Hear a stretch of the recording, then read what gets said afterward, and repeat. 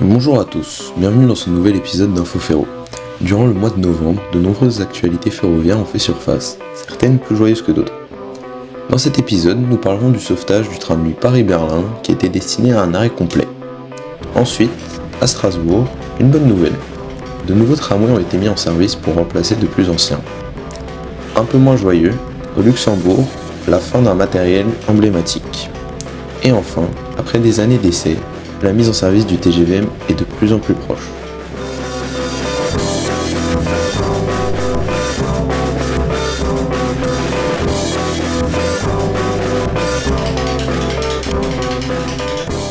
Commençons par une excellente nouvelle qui va venir contredire une information que nous avions donnée précédemment. Alors que son sort paraissait scellé, le Nightjet Paris-Berlin qui sera supprimé au service annuel 2026 va finalement être repris par la compagnie belgeo-néerlandaise European Sleeper, qui proposera dès le 26 mars 2026 3 allers-retours par semaine.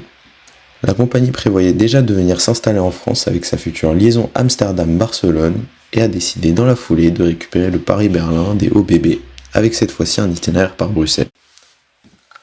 Les prix devraient être à peu près identiques à ceux de Nightjet et quant au matériel roulant, pour l'instant, on ne sait pas de quoi il s'agira, mais on peut au moins supposer que les BR 185.5 que la SNCF utilisait sur l'ancienne liaison seront récupérés pour la nouvelle. Il est déjà possible de réserver son trajet sur le site d'European Sleeper depuis quelques semaines. Ce mois-ci, de nouvelles rames de tramway sont entrées en service à Strasbourg pour accompagner le prolongement du tram F jusqu'à Volsisheim. Ces rames, qui sont en apparence assez similaires aux précédentes, ont été commandées par la CTS en 2023 pour finir de remplacer les vieillissants Eurotram. Ils font partie de la série Citadis 405, similaires à ceux en service à Nantes, Nice ou Luxembourg.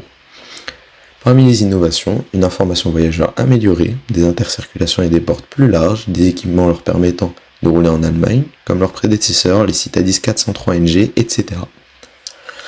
Rien de vraiment révolutionnaire pour le coup. Les livraisons devraient se poursuivre jusqu'en 2028, date à laquelle les grandes révisions des Citadis 403 classiques se termineront également. À cette date donc, on pourra dire adieu à l'Eurotram, véritable symbole du tramway de Strasbourg. Partons maintenant au Luxembourg, où l'heure de fin des Z2 a sonné. Ces automotrices de deux voitures, aussi appelées série 2000 par les CFL, ont fait leurs adieux au Luxembourg. En effet, après plus de 30 ans de bons et loyaux services, leur remplacement était nécessaire. Pour cela, les CFL ont commandé des Coradia Stream à Alstom qui ont remplacé progressivement les Z2 luxembourgeoises entre septembre 2024 et novembre 2025. Pourtant, l'avenir de ces automotrices trentenaires est plutôt encourageant.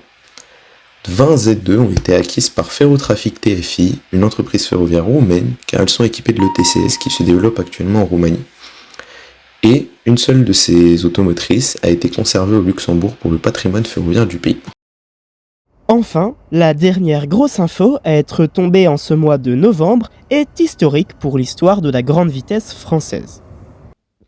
Le TGVM a terminé ses essais certifiants, ce qui signifie qu'il a désormais théoriquement la permission de transporter des passagers. Après 3 ans et demi d'essais intensifs, en République tchèque, en France et en Italie, à 160,320 km/h, nous sommes enfin dans la dernière ligne droite avant la mise en service de ce petit bijou de technologie. Désormais, ce sont les essais de pré-exploitation qui sont en cours, afin de s'assurer que tout est bon pour la mise en circulation commerciale prévue en avril 2026, soit très bientôt. Présenté en 2019 et initialement prévu pour 2023, mais ayant enchaîné les retards, on voit enfin la lumière au bout du tunnel, puisqu'il ne reste plus que 4 mois avant le jour J.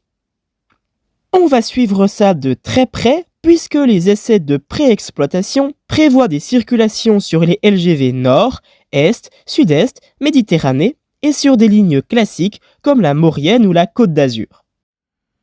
Par ailleurs, la rame numéro 1008 a, pendant la dernière semaine de novembre, effectué des essais entre Besançon, Mâcon et Culot, via Dole et la ligne du Revermont qui n'a pas vu circuler de TGV depuis des années. Ces essais, entre le Doubs, le Jura, la Bourgogne et les Alpes, pourraient bien être réitérés début décembre. Bref, on est plus proche que jamais du futur qui nous a été promis il y a bientôt 7 ans.